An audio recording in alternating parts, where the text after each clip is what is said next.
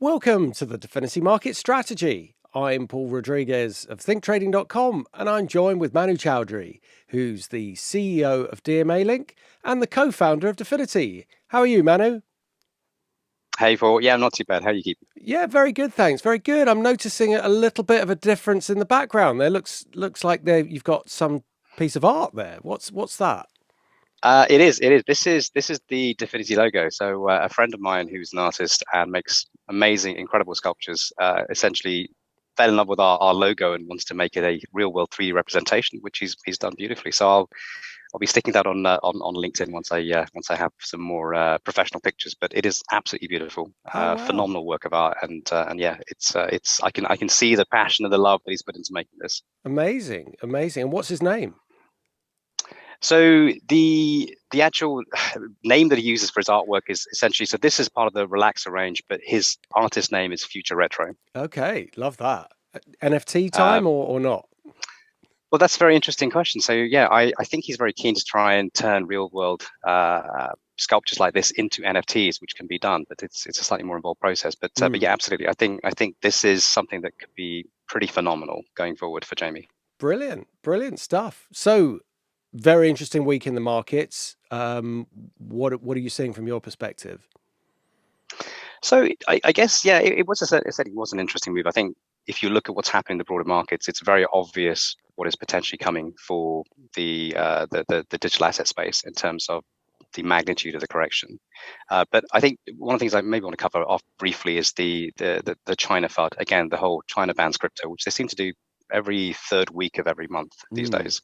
But I want to make one thing clear, which is that it is still 100% legal to own crypto in China. It is just illegal to trade it. So what they've done is they've actually tightened up the legislation around Chinese nationals using offshore non-KYC exchanges to transact their crypto, ah, and essentially they've said they're going to come after crypto miners. But the reality is that the crypto miners who have half a clue, they went to Central Asia 3 months ago or 6 months ago, so they're gone. So this is, I think, more rhetoric than anything else. And the reality is, of course, is that you can say yes, we're going to ban transactions, but Bitcoin is a P2P asset. It can be traded bilaterally. How do you stop this? Well, the reality is you can't. So I think you ought to take some of this with a bit of a pinch of salt, and then also look at the broader context. Why is China so anti crypto right now? What is the motivation? And could it be because they're launching their digital CNY at some point very soon, right. and they don't want any rivals. It's funny. I was asked a question the other day by someone who said, "Are you excited about the digital yuan?" I said, "Well, not really, because I used to cover clients that used to trade with China, and if you try and offer CNY to onshore domestic Chinese corporates, they will tell you exactly where to go. They have no interest in taking it. They don't want it. They want dollars because their cost base is in dollars. Right. So you have a currency that's non-convertible. You have a digital version of this non-convertible currency. Which is What are my thoughts on traceable. it? It's already somewhat irrelevant. So yeah, so I can see why they're concerned about crypto, because it's very obvious that it doesn't really do the job it's supposed to. So yeah, so that's the China FUD. The other interesting thing, and I forgot to mention this last week, so this happened 2 weeks ago. My favorite person, Gary Gensler, was testifying to the Senate, and it's really interesting. He's been very clear. He's been very adamant that the legal framework is clear. Apparently, 70% of all tokens are actually securities. But when he was asked a question by, I think, a Senator Toomey, who said, "Explain to me how a stablecoin is security," he was unable to, which is Really? really interesting. And then he started saying, well, securities legislation was actually put in place in a bricks and mortars era. We are now in a very different era. We need the legislation to be updated. Well, which is it, Gary? Is it that it's very clear from the existing legislation, or it will be very clear when you write the new legislation? So he was torn to shreds, and it was quite interesting. He was actually physically shaking. He was holding his little piece of paper with the speech, reading it, and he was actually visibly disturbed by the questions that the Senator Toomey asked. And by the way, for those that don't know, Senator Toomey was the only person that wanted clarification on the infrastructure bill that defined what a broker actually was. This is the issue that I think is going to cause an absolute mess, because it's not clear who a broker is and who a broker isn't. So yeah, and I think that was quite interesting. That was the highlight, certainly, of my day when I saw that interview. And if you haven't seen it, I thoroughly recommend googling it and watching it. It's brilliant. he really is, I think, shown up quite well. So what do you think will be the ramifications of this? How will this shake out in terms of the industry? Which way will it go? So that's a good question. I think the problem you have is that Gary is very pro crypto, as long as it doesn't damage the profitability of large banks, like the one he used to work for. I think you have a couple of issues in as much as the new nominee for the CFTC position and the OCC position have very openly said they really have a problem with crypto. So this is not a great environment from a regulatory perspective for crypto. What is, I think, probably quite positive is the fact that there's obviously pressure on some of these senators by large institutions. I think Fidelity is the one that's been the most vocal about making the legislation easier for essentially corporates and institutions to actually enter that market, which is interesting. So I think some of this may be a bit of a change in the direction. So I guess Gary's mantra has been he wants to stop this because it's for your own safety, it's in the public interest, and it's to protect investors. Well, now investors coming forward, like Fidelity, saying, actually, Gary, we want to invest in this. You're making it very difficult. So there'll be maybe, more pressure. yeah, exactly. So maybe this, maybe I was getting a bit too concerned about what Gary's trying to do. Maybe this is it. Maybe this is as bad as things are going to get. I'm not sure. I guess we have to see what the consequences are of the bills that were passed earlier this week. So there'll be some good opportunities, buying opportunities coming up then, if that's the case. Well, yeah, I think so. We just need to see how it plays out. And then another really interesting thing that happened this week was essentially Twitter launched Twitter Tips, which allows you to pay Bitcoin tips to other people, other artists, or whoever you fancy on Twitter, which is great. Yeah, I heard about the tips, but I didn't know it was in Bitcoin. So I haven't looked at Twitter recently. So that is very interesting that they're using Bitcoin. It is and it isn't. I went to download it and it's not available on bloody Android. So, the platform that 90% of the population of the world use, that platform, it's not available. So anyway, I probably would be slightly happier and less agitated if I could have used it, but apparently it's very good. I don't know. I don't have an iPhone. Great stuff. Well, should we go over to the charts, or was that it for the news? No, that was pretty much it. Brilliant stuff. Well, that's really great insight, Manu. So the main news from a technical perspective, as well, the update, I should say, as you know, we've been talking about a potential reversal. We started off, this is the S&P 500. We looked at a little top here. We said this could get into a bigger top. I think last week we'd gone down, and because of the way the VIX looked, I thought this would bounce and fail and come down again. So it's pretty much running as the script of how the market should top out. So it's nice when things work out. Now the potential for this to turn into a bigger top is growing. So we saw the lack of momentum. If you look at here, how the market stopped going up, started to turn down, and now this could accelerate. So this could get really messy, actually, especially in October. So I would not be surprised to see this really accelerate. If we look at the Nasdaq, that was a leading market. This was powering ahead. It was the market that really was the most strong against everything else. And now that's turning down as well. So this is really interesting stuff. It's really important technical stuff that this is turning down. Now, I'm going to pop in the chart of the Russell 2000 just because that's not done anything at all. It didn't enjoy the rally. We were one stage looking for it to break up and it didn't. And I haven't put it in the weekly or even talked about it because it's gone nowhere. But it actually hasn't broken down either. So we've ended up with this massive sideways range. It's got so big that when this concludes, we will see a very, very big move. So I will put that in the weekly coming up, but at the moment that's still in a holding pattern, but we haven't forgotten about it. But the Russell 2000 is an important index because it is the smaller cap stocks, and if the market's turning down, those tend to get it first, but then they're not at the moment. So this is a really interesting correction that we're seeing. Now, everything that's driving this is the chart, in my view, of the VIX index. So there was clearly buying going on. Somebody out there knew that there was some bad news coming in and was hedging their positions. So this is the cost of hedging, if you like, if you want to consider it to be a volatility or cost of hedging index. So 25.09 is a level that it broke through, hit a new high, which it matched before. So this 28.79 is a really important level. And we would expect it to consolidate before it breaks through that, it's if it's going to really zoom up, it won't do it in one go. There will be a few attempts and then it will break. But the trend is still positive. It's still showing an elevated and, in my view, a warning sign for the market. And again, I think I mentioned it last week, but this is potentially what could happen. It could really explode if it takes out this 2879 area. So I'm on alert because all the equity markets are looking like they're turning down. Funnily enough, the one market that's actually held up from last week was the Chinese stock market. So there was so much bad news out there. I think it was a case of sell the rumor, buy the fact. So I'll move on because we could look at all the European stocks, but I think you get the message. They all look like they're turning down. What's driven this move is a move in the bond markets. So equities and everything else are pretty much driven by the cost of borrowing. So the cost of borrowing goes up. We got inflation. It means that profitability gets hit for everybody. It costs more to buy a house, all those sorts of things. So the cost of 10-year money or 10-year government bonds is very important. And we were looking for this breakout of 1.37%. It was finally balanced. We had to wait for this to complete, but as you can see, this is the curve that I put in a good few weeks ago, expecting the market to break out, and it has done to the upside. There was a slight bias to the upside. The question is, are we going to get towards this 1.77, 1.8 level? If we break that, we're going to go potentially to 3%. So this could get messy very, very quickly.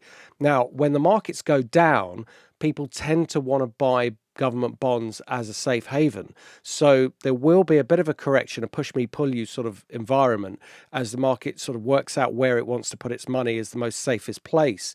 But for the moment, we've already seen German government bonds correct very aggressively. I mean, it's been many week-long correction that we've seen. Actually, why don't we just have a look at it? Because I didn't have space for it in the weekly, but I do put it in quite regularly. So this was the top. We saw this trigger here, and look at this move. We've been watching this all the way down. Now it's actually come into support, so it's had a little bit of a bounce, which is in line with what's going on with the DAX index. So the DAX index is falling, so you've got a bit of buying here as a bit of a safe haven rebound, but it's not enough to change the trend. So rates going up, what does that mean? Well, it means that the dollar is going to continue to strengthen, which is our core view. So I think until the end of the year, the dollar is going to strengthen. Then I think it will flip. So then I think the dollar will weaken next year. So there is really a two-tier setup coming up. But we are very close to good resistance. So the dollar may weaken a bit and then go back up again. So it won't necessarily go up in a straight line. This is the dollar index. So it's like the dollar against a basket of currencies. We looked at it last week against the euro, and that broke down very nicely. And obviously this has broken up very nicely. Now, I wouldn't stand in front of this in terms of shorting it, but if I was long, I'd stay long because I think it's responding to our view, which is bullish, and this could potentially go into something called a little pennant or flag, which is a short-term consolidation before it explodes higher. So we could see a pullback, but that's only because it's close to resistance. I'm not saying short it against it. I'm saying stay long because it could really explode higher. Now, we've got a risk-off situation, and we've got a rising dollar. So what should that mean for cryptos? Well, for me, it would really mean that they would go down. But what's happened in the last couple of days is they've actually gone up, or since yesterday. Now, this is the resistance line I put in the weekly chart. And it's like the first line of bullishness, if you like the intra-week buy. So if you're going to buy it in for a very short-term trade, and everything we're looking at is step by step, then that would be the first line to buy it. So it's triggered through. It was around 44,500, that sort of level. So it's already got through it, and it could well push up to the next level, which is around 46,811. So we've got a little bit of a buying scenario going on here, but it's not enough to pull it out of this long-term range. So if we come back out again, Bitcoin is still in this big range, and until we get some clarification, I would really love to pull the trigger on a bullish view because I'm expecting 100,000 plus, but it's not going to happen until we get all the ducks in a row. But when it happens, it's going to happen fast. So what I put in the weekly is that if something happens that completely changes the view and we have to go positive and say buy, then I will send out a note. So you should be subscribed, or you should be looking at the Telegram channel, because that's where it's going to go out. So there is potential for this to be a consolidation, and then it's going to go all the way up. We're just trying to work out how it's going to get to these higher levels. Will it go down first, or will it go? Well, is this it? We have to exercise the range of possibilities. Now, there is still potential for it to come back down into 37,300. That's massive support, possibly even 28,600. And I'd be really delighted if it gets down there, because I think there'll be some really good buying opportunities if we hit those levels. But as you can see, it's the market is at a bit of a crossroads, but the altcoins are in a really different environment. So I mean, I've got to reiterate that given that equities are coming off and looking bearish, I would have thought that this would be directly following the move down, especially with the dollar. So it's kind of surprising that it's going up. Does that mean that they're using crypto as a safe haven? I was expecting that for next year. So to give you some insight into what way I'm thinking of this, I think there'll be a level of market sort of disarray as we go into next year, and possibly very high inflation, and that will see gold go up, silver go up, basically all the precious metals would potentially see the dollar going down, and a move into the crypto space as a safe haven. So has this started to happen earlier than I expected? Well, it's too early to say for sure, but this is a first step of what could be, something more interesting. So I'm always going to keep that thought in the back of my head, even though I'm not going to be drawn into this price action just quite yet.